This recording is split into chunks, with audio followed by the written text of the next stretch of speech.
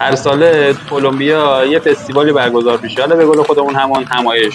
از همه جای کلمبیا تقریبا میشه گفت همه اسباشون رو میادن میذارن برای نمایش. تو این جمع اسبای خوبی هم هستن، میتونم به چند تاشون هم اسم ببرم: مارواری، شایر، کوارتر آمریکایی.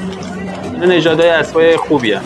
یکی هم که بهترین نژاد اسب تو دنیا اسب عربیه. یه استایل خاصی داره، یه صورت خاصی داره. آقا اسبا رو نگاه میکنید گوشتون به منم هستی که ایشالله فهمیدید چی گفتم دیگه. داشتم اسب معرفی میکردم. واقعا اسب حیوانیست نجیب، یعنی نجابت رو توی تخم چشمای اسبه میشه دید. واقعا اگه توی شرایط نگه داشتن اسب بود، به والله من خودم 10 تا اسب نگه می‌داشتم. یه طبقه رو میکردم طویله، فقط اسب نگه می‌داشتم. نه جدی، اسب خیلی خوبه.